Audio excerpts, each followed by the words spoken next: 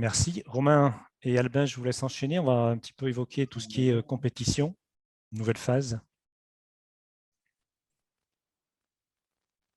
Oui, tout à fait. Bonjour. Alors peut-être, est-ce que vous voulez commencer, M. Borel, par un petit rappel du coup de l'évolution à partir du 9 juin pour les compétitions amateurs, professionnelles?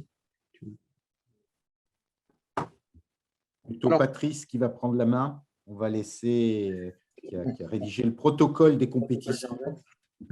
Il n'y a pas de grandes évolutions pour les compétitions, puisqu'il n'y a pas de jauge pour les pratiquants dans les ERP. Et ça, c'est quelque chose qu'il faut avoir de façon permanente en tête, puisque certains avaient tendance à appliquer la jauge de l'espace public dans les ERP de type PA, et donc avec une limitation assez forte. Et il ne faut pas confondre les jauges destinées aux spectateurs et les jauges destinées aux pratiquants, voilà, aux acteurs. Et on entend par acteurs à la fois les sportifs, mais aussi tous ceux qui sont nécessaires à la bonne tenue de la compétition.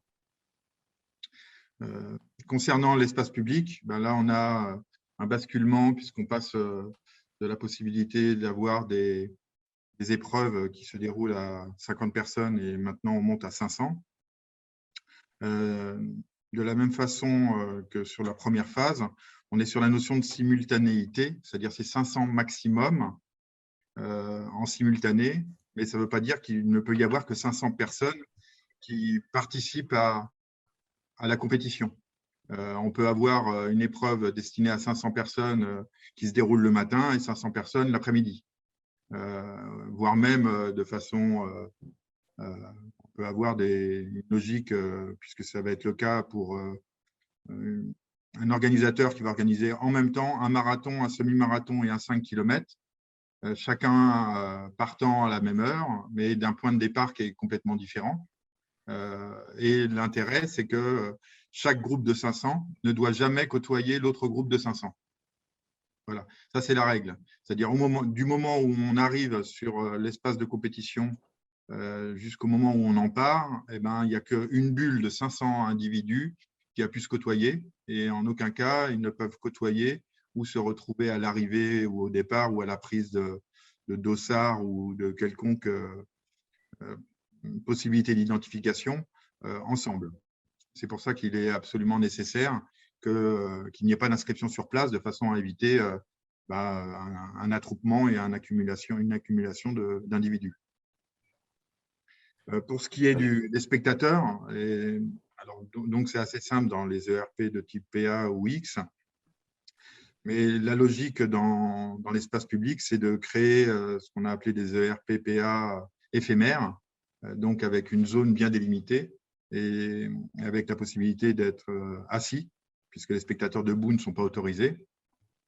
Et on entend par assis toute possibilité de s'asseoir, c'est-à-dire que ce soit des bancs, des chaises, et pas obligatoirement des tribunes qui coûtent énormément cher et qui seront utilisées que pour des événements qui ne permettent pas d'amortir l'investissement.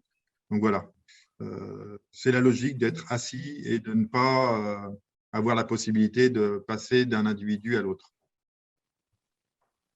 Je vais vous laisser peut-être poser des questions sur ce champ.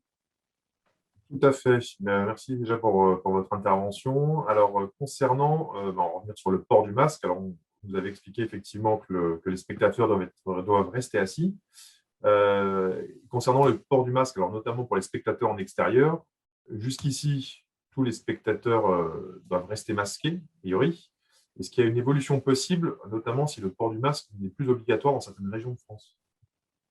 Aujourd'hui, je n'ai pas d'infos sur le fait que le port du masque ne soit plus obligatoire dans certaines régions de France. En tout cas, je n'ai pas vu d'éléments qui permettent de l'affirmer.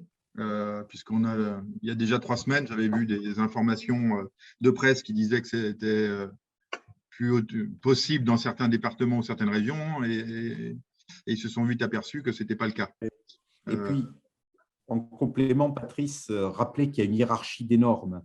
Et ce n'est pas parce qu'un maire, et ça n'enlève rien à son pouvoir de police, produit par un arrêté municipal une décision suivant lesquelles, dans la rue Jules Guesde et la rue Jean Jaurès, qui sont les 2 rues principales de la ville, il n'y aura plus le port du masque, que ça remet en cause un décret qui précise que dans les ERP de type X, et notamment dans les stades, les grandes salles de spectacle, etc., le port du masque est obligatoire et le respect d'une jauge est obligatoire.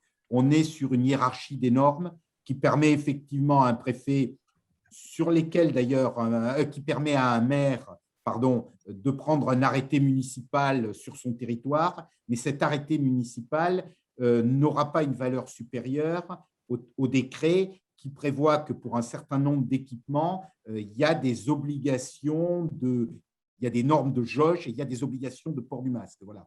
Pour être très précis sur la question, puisqu'effectivement, vous constatez ici ou là des arrêtés municipaux parfois un peu hâtifs sur le fait qu'on ne porte plus le masque dans les 3 rues principales de la commune.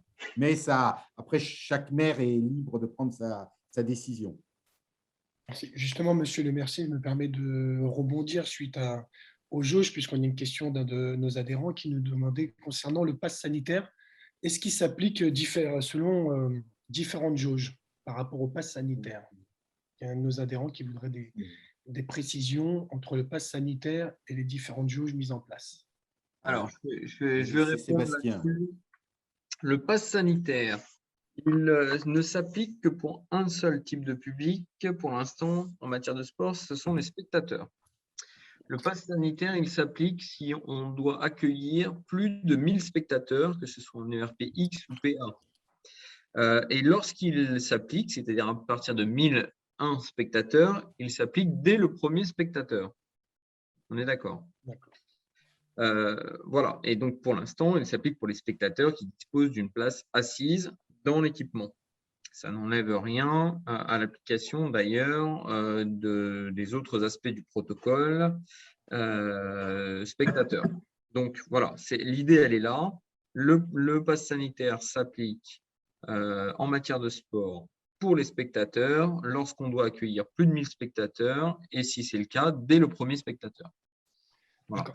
En termes de réalisation pratique, cette fois-ci, ce n'est pas le spectateur qui va flasher un QR code, mais c'est l'organisateur, ou plutôt les représentants de l'organisateur, qui vont flasher le flash code qui est présent avec l'application Tous Anti-Covid Vérif, flash code présent dans l'application Tous Anti-Covid des spectateurs en question. Et pour l'avoir testé nous-mêmes ici à la direction des sports, ça marche plutôt très bien. Voilà. Peut-être que vous avez fait de même d'ailleurs de votre côté, j'en doute pas. Et concernant du coup les spectateurs, puisqu'on a une question du chat, je me permets de rebondir, puisque dans le cas où il y a des tribunes sans siège, faut-il prévoir un marquage pour le respect des distanciations?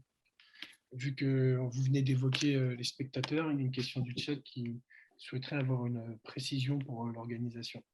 Et, le principe, c'est d'être assis et de matérialiser la zone possible pour être assis, sachant que la distanciation est à la fois latérale et verticale à avoir. Et on a le cas, par exemple, on a eu la question il y a 15 jours sur un grand championnat qui va se dérouler à Angers, où les 3/4 de la tribune sont en herbe, en zone herbeuse. Et oui, on leur a conseillé de matérialiser ces zones de façon à ce que chacun puisse être assis, même si c'est dans l'herbe, de façon à pouvoir respecter les règles telles qu'elles sont posées et éviter la circulation ou les attroupements. Voilà. D'accord, merci.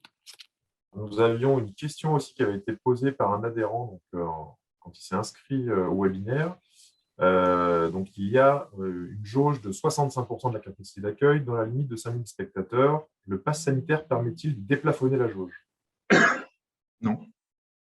Le pass sanitaire il permet de déplafonner la jauge qui est prévue à 1000 en réalité. Oui. Le déplafonnement, il se fait de 1000 à 5000. D'accord. Mais pas au-delà de 5000. Voilà. D'accord. Et pas à plus de 65% de toute façon. Donc, ça permet d'avoir quelque chose d'extrêmement progressif. Hein. Ça veut dire quoi? Ça veut dire que dès lors qu'on réunit au même endroit un très grand nombre de personnes, eh bien, il faut s'assurer que les personnes en question,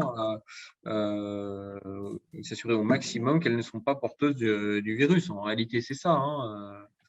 L'idée, c'est de limiter le plus possible la création d'un cluster massif, quoi. Très bien. Concernant justement les compétitions, le tableau, pas le dernier, mais l'autre juste avant, préconisait dans les équipements intérieurs une jauge à 50% de la capacité pour les amateurs majeurs. Dans le dernier tableau, il n'y a plus cette indication-là. Vous confirmez? On évoque bien dans le cadre des compétitions. Tout à fait, oui. J'ai le tableau là. La FMI pour un terrain de basket, je ne sais pas combien c'est, mais ça doit être 400 personnes possibles. Alors, non, enfin, ma question, c'est que effectivement, sur le dernier tableau, pas celui qui a été publié là, hein, encore avant, il était bien indiqué dans les équipements intérieurs, jauge à 50% de la capacité pour les compétitions. Donc, c'était à partir du 9 juin. Et cette ligne-là a été enlevée dans la publication d'hier. Oui, alors, en réalité, ce qu'il faut avoir en tête, c'est que les conditions de pratique en compétition sont les mêmes que celles à l'entraînement. Et donc, pour éviter d'avoir une confusion avec des jauges qui n'auraient été que dans la catégorie compétition, on a mentionné les jauges que pour la première partie du tableau avec les publics prioritaires et les majeurs. Voilà, c'est une raison de pure présentation. Et donc, pour les compétitions, effectivement, on applique les mêmes conditions d'accueil que pour les entraînements, en fin de compte, et la pratique habituelle. Ce qui fait, par exemple, qu'en intérieur, on ne peut toujours pas avoir de compétition pour le public qui n'est pas prioritaire de sport de combat, par exemple, ou de sport collectif.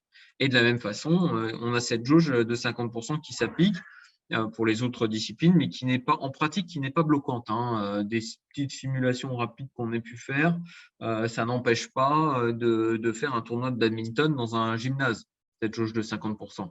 Voilà. Mais on le voit bien, hein.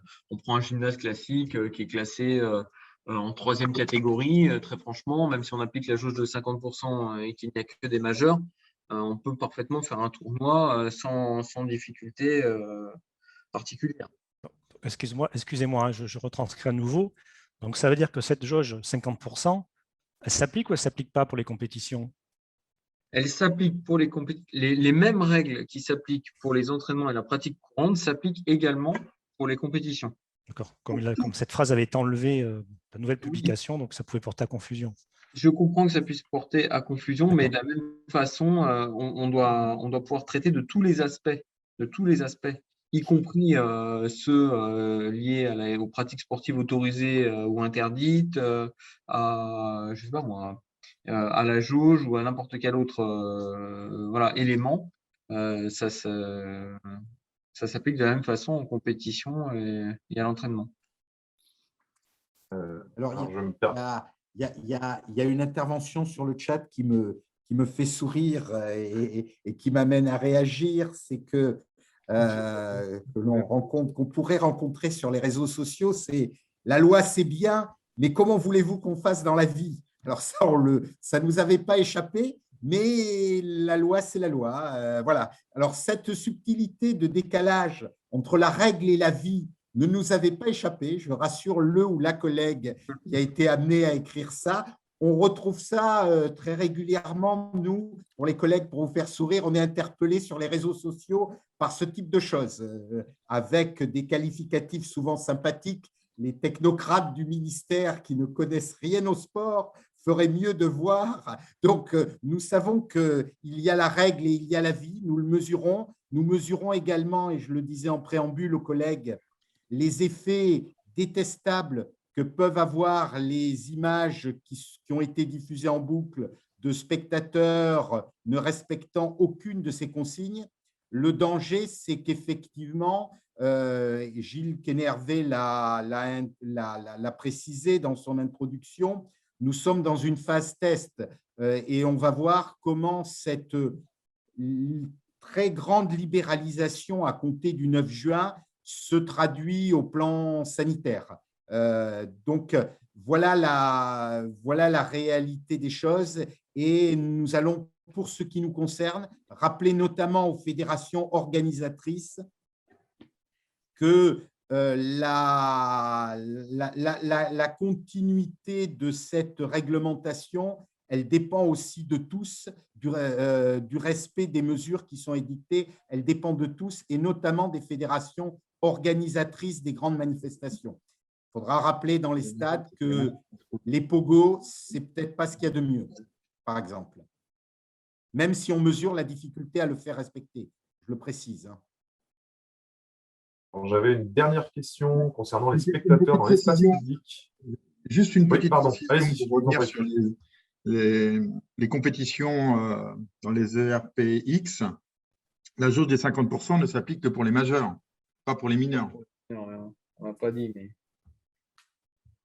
Il n'y a pas de jauge à 50%, il n'y a pas de jauge, il n'y a pas de limitation pour les mineurs. Voilà. Ok.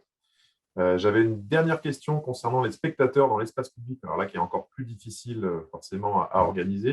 Est-ce qu'il y a des jauges prévues? Alors, par exemple, pour les semi-marathons, pour les compétitions de pétanque, par exemple, qui peuvent se dérouler dans l'espace public et qui peuvent être forcément très difficilement contrôlables. Alors, il y a deux logiques. Les spectateurs ne sont autorisés que dans une zone qui est considérée comme étant le RPPA éphémère, zone départ, arrivée, ou une zone identifiée comme étant un point d'intérêt quel qu'il soit. Donc, il doit être aménagé avec un barriérage, si possible, et puis des places assises, ou la possibilité de s'asseoir, en tout cas. Ensuite, dans l'espace public, en dehors de ces zones-là, on est sur la règle du regroupement des individus, c'est-à-dire 10 personnes. Voilà. C'est 10 personnes, ce n'est pas des spectateurs. C'est des personnes qui passent et qui regardent. Bon. C'est plus clair. Merci beaucoup pour cette précision.